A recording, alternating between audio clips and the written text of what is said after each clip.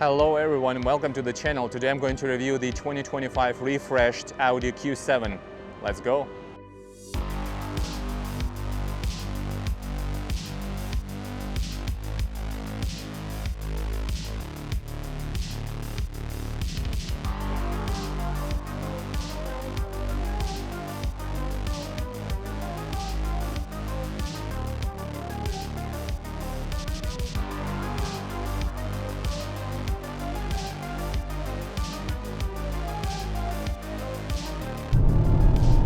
We're in dynamic mode.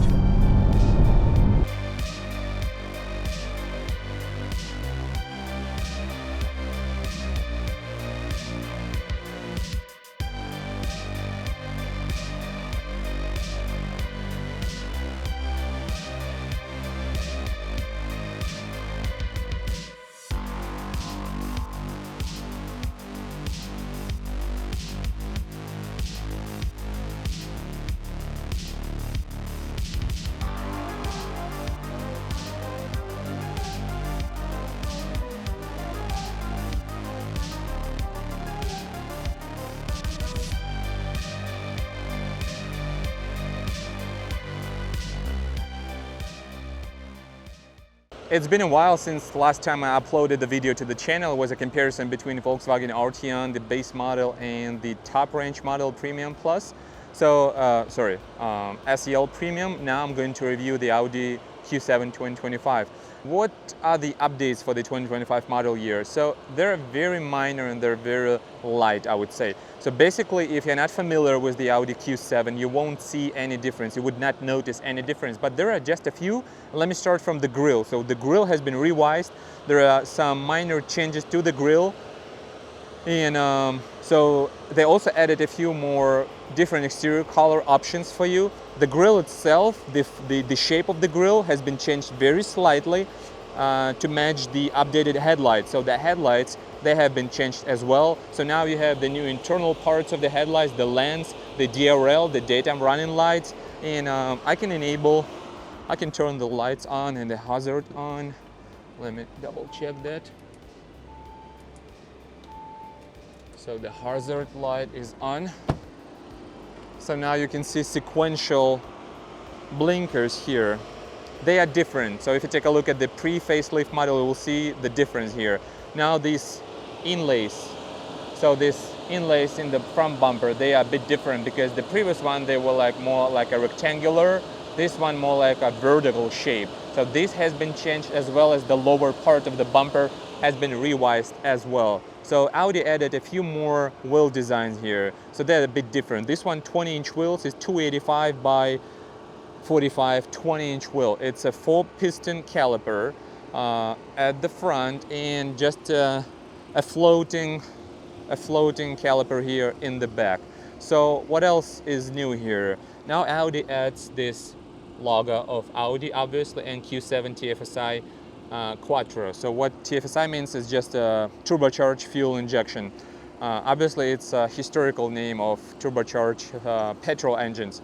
Now you have the quattro label here on the lower door trim, and everything else is pretty much similar here. So you won't see any huge differences here. So just mainly the grille, the headlights, and just slightly the tail lights. Let me show you the tail lights.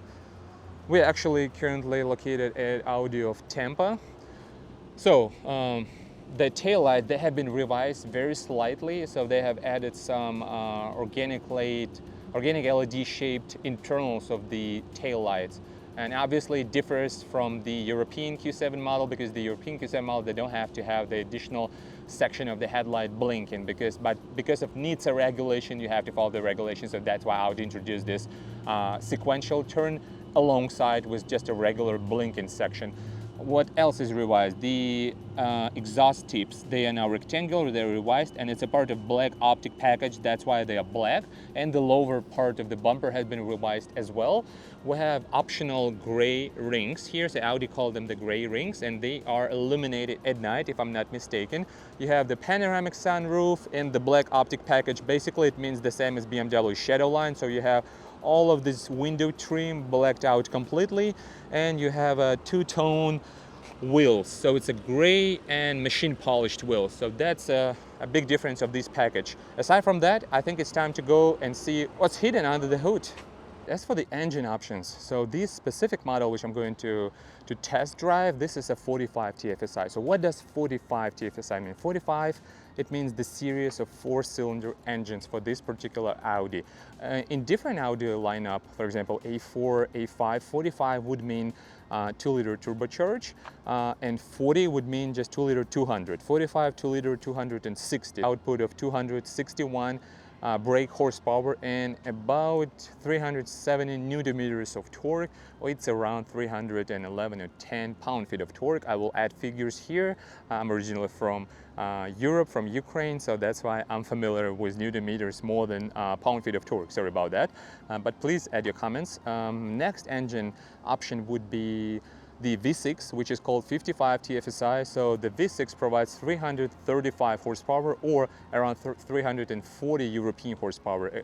So both engines, they made it to a ZF 8-speed automatic transmission. So it's not a dual clutch, it's a regular conventional with a torque converter ZF, which you can also find under the hood of BMW X5, for example.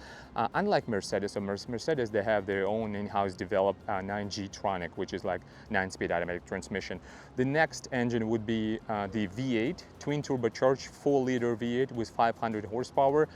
So that car can be optioned with pneumatic suspension, with air suspension, with a rear steering wheel option, with a sport rear differential. But currently today we're reviewing this specific car, which is 45 TFSI, and that's why it only has 4-cylinder. Someone would say it's not enough, but let's have a test drive first, and then we'll see if it's enough or not. Also, the standard Audi Q7 on the US market comes standard with all-wheel drive, which is called Audi Quattro. It's with a Torsen central differential. It's not locked, but it provides all-time all-wheel drive. It's not like coupling or decoupling of the rear axle. It's actually making sure that you have all tires grip at all times.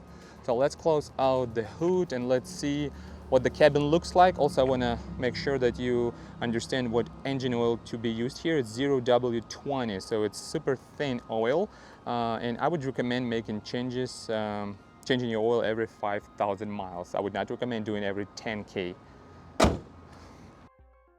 The cabin, so let's start from the steering wheel. The steering wheel is really conventional. It doesn't have the flat bottom of the steering wheel like different other Audi models. What else do we have here? It's strangely enough to me that I still don't understand why Audi puts the adaptive cruise control on this left stalk here. I would much prefer having this on this left spoke of the steering wheel like other manufacturers they do, like BMW for example, but this is how Audi does that. So it's everybody individual preference, I would say. So it's not a bad thing. It's just probably would be more convenient to have it right here. So what else new is that now Audi comes standard with matrix design LED headlights. It doesn't mean that you have the laser lights, although you may have an optional package which includes laser lights. But for this specific model, for example, it has matrix LED shaped lights, which provides like a full-time high beam so that oncoming traffic is not blinded, right? So you don't blind oncoming vehicles. This is how this HD, not the HD, but the regular matrix LED headlights work in this base trim 45 TFSI as well as base trim 55 TFSI, for example.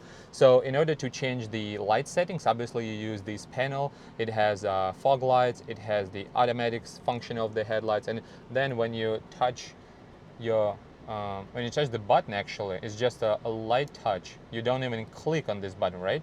Then there is a pop-up on the dashboard saying like the mode of the headlights right now, if it's the automatic, high beam, low beam, whatever. You have two memory seats options here. What else? You have one touch up, one touch down window controllers here. You have heated outside mirrors, as well as they are automatically dimmed. So left driver mirror as well as the cabin central mirror, they are automatically dimmed if someone is using high beams and driving behind you. So you can actually fold them as well. So you see, you can fold them, you can unfold them. You have power operated trunk, and you have Bang & Olufsen. This is the optional Bang & Olufsen Olufsen 3D audio system. Now you had a full digital dashboard, and what I really like about Audi cars is that it's super easy to navigate. It's super easy to change different settings, right? You can have this view, you can have a full map view, you can have, depending on the drive mode, you can have, for example, a dynamic. So now it's dynamic. It shows like this red dynamic accent here, and yeah, that's about it. So you can change the settings, you can see different information here, your trip computer. It also has a host of different safety systems. For example, automatic emergency braking when going forward, going backward. It has also a 360 camera, so that comes in handy, and it's super crisp. The image here is super crisp. It's super responsive.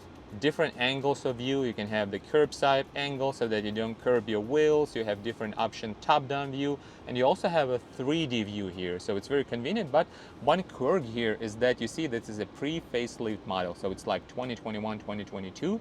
You see, because the DRL, the direct running lights, they're a bit different than what we have here on the 2025.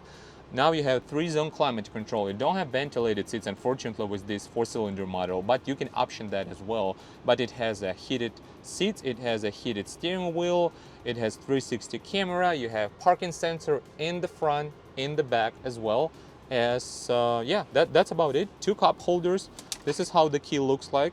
So you can have your power lift gate operated through using this remote control, unlock, lock. I don't see a remote start, probably a combination that you have to hold it for a few seconds. You have cigarette lighter, charging port here, as well as electronic parking brake, and this is your 8-speed ZF shifter. So it's not a dual clutch, it's a regular conventional, which has been proved to be relatively reliable. I didn't find any huge problems with these ZF automatic transmissions. So it should be very, very tried and true solution for Audi models, especially for this, for the SUV this size. You have rain sensing wipers here. You have your paddle shifter, so you can manually change the gears if you're in a sport or dynamic mode, and obviously your adaptive cruise control. So that's about it. As for the sitting comfort, the sitting position, I'm really disappointed that Audi does not provide like a perforated leatherette. So a lot of cars, even that are less expensive than this car, they have this perforated leatherette, even though it's not a genuine leather, right? So it would be nice, especially here in Florida, it would be nice to have like a perforated leather or leatherette, but unfortunately it doesn't come. And which also is interesting is that you don't get lumbar support settings on the passenger side. So that's a bit disappointing. A lot of glossy black plastic here, the Quattro label here, and what else? Your glove box, it's felt. What else? Yeah, it's pretty nice. I mean, in terms of interior, right? Aside from the seats themselves, in terms of interior, everything is soft touch plastic here. It's real wood inlays, but they are laminated. And the Audi Q7 comes standard, from what I remember, with acoustic glass. It's acoustic laminated glass, the front, the windshield, and the front windows. So yeah, that's about it. Let me know in the comment section if you're interested in something. Any questions, friends, I'll be really happy to answer. Let's go to the second row. So the second row, Audi Q7. So unlike the BMW X5 and unlike the GLE Mercedes, so these Audi model comes standard with the 3 rows. So basically you can fold these down, and you can also move this.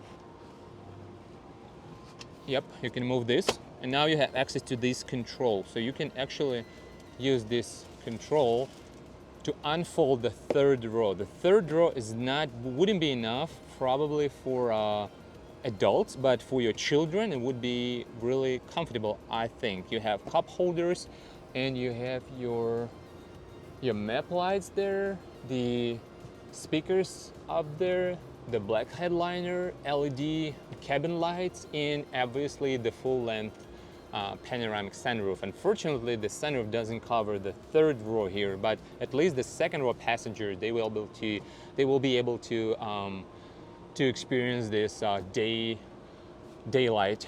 And what else? Yeah, so for children, I think it would be more than enough. Not so for adults. So my height is 6.1. Let me check how I feel here. So first of all, I have to recline the back seat. So very nice feature that you can actually recline these second row seats. You can actually move them forward and backwards using this slider lever at the bottom of the wheel. This is your third climate control zone settings here, and you have the vents in the center here. In the center console, you have vents here, black headliner, LED cabin lights. They are touch triggered, touch driven.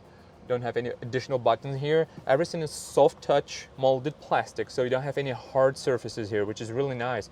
Again, this real wood inlays, but they are laminated. They're not open grain wood. You have ashtray here, and yeah, it's pretty comfortable to sit here. Really, I don't have any problems. Would be nice to have like heated rear seats, but whatever you have here in this specific trim should be enough for family of 2, family of 4, for example. For example, if you have friends, you can take your friends on a road trip with you, with your children as well. But so your children, obviously, they will be there on the third row, and your friends will be here in the second row. So that should be okay. So before we move on, what I want to say that obviously Audi, for some people, Audi feels like a more like a simpler version of a 3-row SUV, especially comparing to the BMW X5. For example, the X5 has this wow effect when you get in the car and you notice immediately this huge screen. But Audi looks a bit simpler, but it's still very crisp in terms of infotainment system, in terms of quality and build quality and materials. Still, it's one of the best SUVs, 3-row European SUVs in the class, I would say. So now let's move on to the trunk. All right, now we have a power lift gate. That's a standard equipment across the line. So this is very basic 45 TFSI with a few packages. Obviously, it has the power operated lift gate, but aside from that, even though you may not have all the options which this car does have, still you will have the power operated lift gate. You have a different set of floor mats, like a rubber floor mats, regular floor mats. You don't have a spare tire because this is 20-inch run flat tires. You have optional Bang & Olufsen. This is your amplifier, this is your subwoofer, and that's about it. Yeah, so if you don't need this third row, obviously it's a nice feature of this car that you can actually fold them down and use it. I don't know, you can go to Home Depot, whatever. You can put a lot of boxes, a lot of suitcases here. You can utilize this space a lot. But if you do have passengers, obviously, you will have maybe just a little bit space for one suitcase and maybe a few bags from the grocery store. And then obviously you have the cover, and obviously you can close that as well as remotely, as well as using the button on the gate itself. All right, now it's time for the price review. So this specific model, 2025 Audi Q7 45 TFSI Quattro, the base price of this model is $60,500 before taxes, before delivery to the dealership. So a few options have been included into this car, which is Premium Plus package. So basically it's not the base version. Now we can call it Q7 45 TFSI Premium Plus. Then the higher trim would be the Prestige.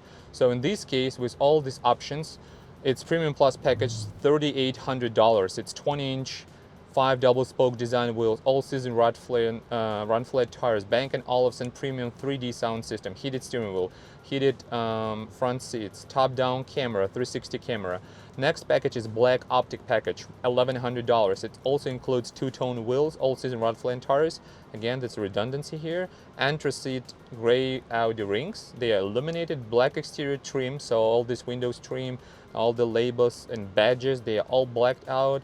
Audi beam rings, so they illuminated the rings themselves, $495. So the total price with destination to the dealer is $68,450 before taxes. Obviously, we're here in Florida, so you should add about 7 or 7.5%, depending on the county where you live, of taxes, plus around $1,200 or maybe $1,500 for registration fees.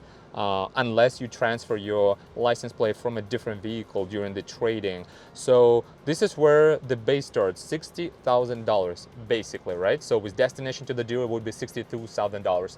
So how much is the V6? So the V6 standard without any options, so before options, before taxes, it's about $66,500, $66,500. Then if you start adding options, obviously like a black optic package, premium package, Bang & Olufsen premium audio, basically this is where you start adding more and more and more options, and you will end up with the car that costs like 75 grand, for example. Personally, I would purchase the 55 TFSI model, which comes standard with 3-liter turbocharged engine, quattro all-wheel drive, 8-speed, the same 8-speed transmission, but that would be much quicker. This car does 0 to 60 in around 7.5 seconds, something like that, maybe 7 seconds, the best case. So that car with 3-liter V6 turbocharged engine, that does 0 to 60 in less than 5.5 seconds. It does it like 5.0, 5.1, 5.2, which is really impressive for the SUV this size, 3-row, 7-seater SUV. If you want to get more, you should opt in for Q7, which provides the V8 twin turbocharged 4-liter with 500 horsepower. It does 0 to 60 in about 4 seconds. It's super comfy. I tested that vehicle on my different channel. It comes standard with air suspension. Optionally, you can opt, you can add like a rear steering wheels as well as a sport rear differential. So it's super quick, it's super comfy, it's super loud when you need it, but you can close the valves. But we're not talking about that car right now. We're talking about this specific 45 TFSI. So I think it's a high time to take it for a test and see how it drives, how it feels in terms of suspension, cabin noise, and general comfort. Test driving the 2025 Audi Q7. It's 45 TSI. We're in dynamic mode.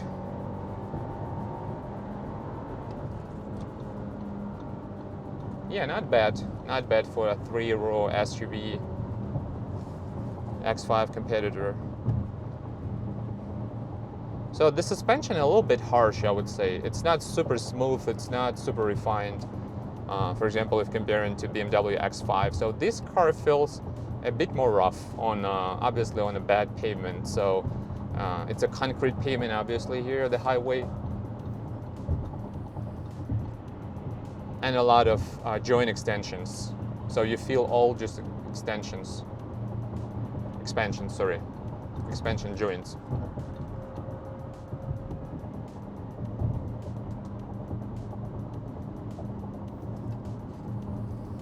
So let's let the traffic go a bit. 1, 2, 3. Full acceleration.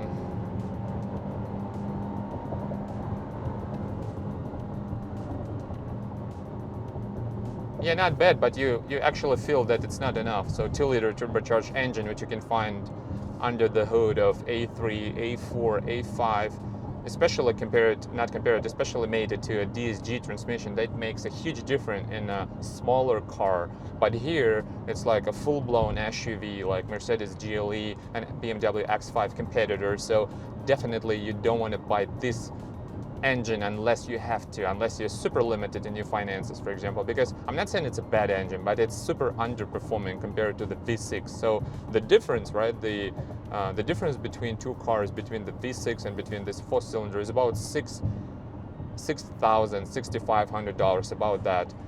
And I think it makes sense to add that money and actually make sure that you have enough power for passing, enough power for merging, enough power for any sort of acceleration that you need to do. So definitely, I think V6 makes huge sense here. So I tested on my different channel. I tested the V6 version like a few years ago, and I was really surprised by the power, the delivery, the smoothness of the power. Same 8-speed ZF transmission, but here you clearly feel that it's a bit not enough for this type of car.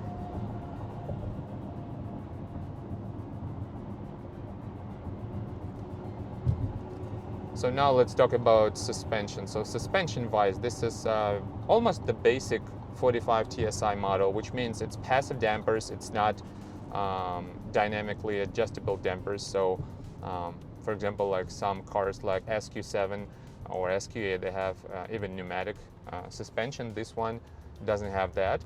But optionally, from what I remember, optionally you can opt out for electronically controlled dampers in a higher trim like 55 TFSI with V6. So probably that would be the version, the trim to go.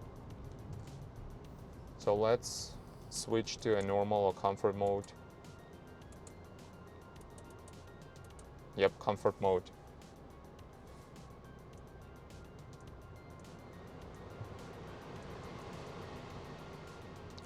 So dual zone climate control. The steering wheel feels a bit thin, I would say. Probably a thicker steering wheel would be preferred, but that's just me. Probably someone else will be just fine with this steering wheel.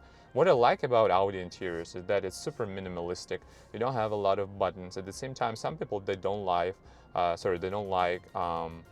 all digital screens, and still a lot of people they prefer like hard buttons, like actual physical buttons. So Audi mixed this in. So basically for real physical buttons, you have drive select, where you can change your drive select settings like normal, comfort, dynamic, whatever. Your hazard light here, your dynamic stabilization system off, it's a button. Your 360 camera, it's a button.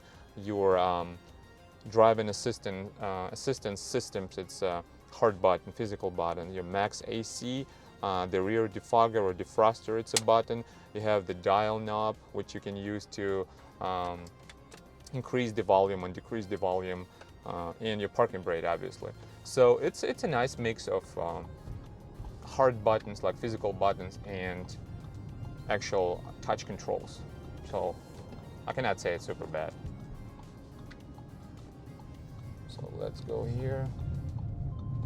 Yeah, the rough surface definitely feel everything. So in terms of engine, I have already said that it's underperforming, really underperforming compared to the V6 model. In terms of suspension, it's a bit rough. I cannot say it's super smooth.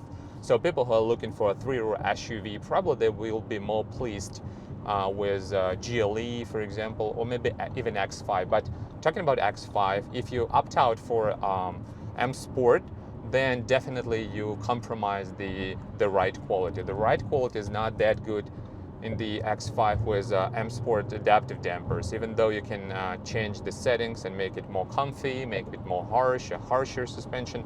Still, I would go with a regular X5 suspension because, and here it's harsh, but it's not that harsh as M Sport in BMW X5 if you compare these two vehicles, for example. But if you take like a regular Q7 45 TSI, or even if you take this V6, still you feel that probably Audi will be on par with BMW, or maybe even BMW will be a bit smoother on rough surfaces. So that's my personal opinion based on driving this car. So in terms of performance, in terms of suspension, 2.0 2-liter turbocharged is really not enough. I'm not talking about crazy driving behavior, right? I'm talking about merging. I'm talking about acceleration from a get-go, for example. It was off because I overheated. Sorry guys about that. But I wanted to say that if you need that additional performance from the get-go to accelerate from the stop sign, merge somewhere, this is where you actually need the V6 model. So that would be a preferred model. If you don't need that, if you don't do a lot of highway driving, then this 4-cylinder 2.0 turbocharged with 261 horsepower, that should be enough. I wouldn't say would be enough, but should be enough for you. If you do a lot of highway driving, that the V6 option would be preferred. In terms of just a regular city driving and traffic jams at lights here, for example, you still get, even those in this basic version, right? You still get a lot of nice features, a lot of standard equipment. You've got this adaptive cruise control. You've got this enhanced blind spot monitoring system, which actually shows you your lane, the traffic coming with you in a blind spot zone. So it's very convenient, still provides a lot of options. Sitting comfort, I wouldn't say it's super plush seats, because the bolstering is not that good here, and it's not a genuine leather, so it's leatherette. And in terms of of the lower part of the seat, right? So I would say I would prefer additional thigh support here because it's not enough. My height is 6.2, and probably I would rather have additional thigh support. That would be nice to have. Everything else, like infotainment, I've shown you guys. So yeah, let me know in the comment section what do you think about this car. Now that I have tested this Audi, I can definitely say that 45 TFSI, the 4-cylinder option engine, probably would not be enough for you if you like a spirit driving. Obviously, I'm talking about regular driving on a highway here in Tampa, for example. And for example, if you live in Tampa or if you live in a city, any city, you don't do a lot of highway driving, I would really recommend this car with this base engine. As soon as you start adding different options to the car, you bring the total amount of the car, of the price, to around $70,000, which is a lot. So to me personally, my personal option preference would be choosing the 55 TFSI V6 turbocharged engine with 340 horsepower, which would be more than enough for you for passing, for merging, for I don't know, emergency acceleration, for example. If you need to go somewhere very quickly, you always have that power reserve, right? So with this 45 TFSI, as you have just seen in my video, right, I mentioned that it's not enough. So when you step on the pedal heavily, when you expect the car to accelerate as quick as possible, right, as fast as possible, it doesn't do that. It's really having a hard time going all the way up to the red line, which is almost 7,000 revs per minute, revolutions per minute. So you feel that it's a bit hard, not a bit, it's actually hard for this car to achieve those speeds, right? So if you're talking about like a merging from a regular highway onto the, not a highway, but probably from a second line road to a highway, and you need to accelerate really fast, you have this small window, there is no car, and you want to get into that spot, probably you won't have enough time to do that with this specific 4-cylinder engine because it lacks power. But if you live in a city, if you don't have a lot of people who you need to haul in this car, right, so you don't drive this car with like all seats occupied every time. For example, your spouse drives another car and you need just to use this car to drop off your kids at school, at kindergarten, whatever. So, and you don't use all the seats, probably you won't see and you won't experience this lack of power. But if you do haul your family like every day, your friends,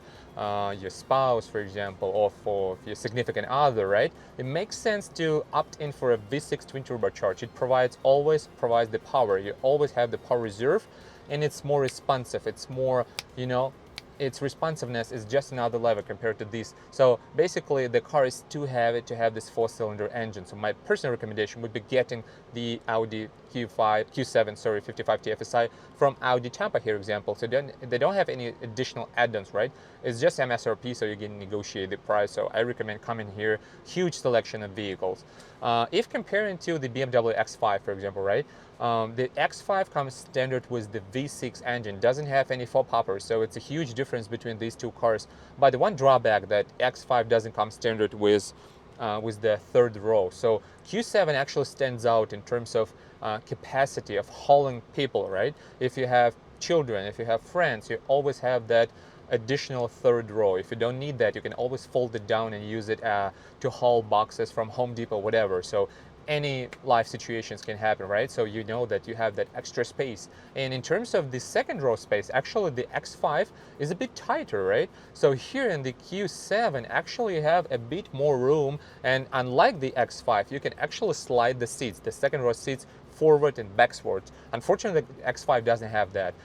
If you're talking about the GLE is in a tight range of the cabin room on the second row, but some versions of the GLE, they come standard with the power operated second row, so you can actually change the distance between the first row. So this is where it stands out as well. But if you need ultimate capacity, like a people hauler, like a premium German people hauler, the Q7 would be nice. In terms of infotainment system, in terms of price, it's like no problems here at all. It's a bit rough over like patches, over expansion joints, right?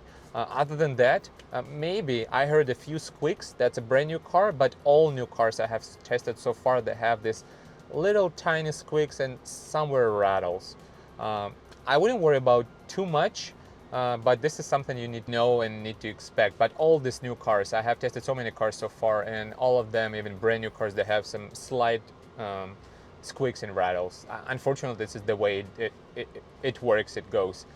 So yeah, in terms of all these competitors, I have just said my opinion to you, and yeah, so I will be super happy and super glad if you can subscribe to my channel. I'm trying to get up to speed. I will be uploading more videos. So yeah, any questions, feel free to come here, Audi of Tampa. Any questions, nice dealership, super friendly personnel here, super friendly staff, a lot of vehicles, a wide range of different vehicle selections. So that's the way to go if you're here in Tampa Bay area, for example. Feel free to come in here, and I leave the description. In the description, I'll leave the name of the person who can help you choose the car. There are some specialists who can provide additional technical information if you're interested.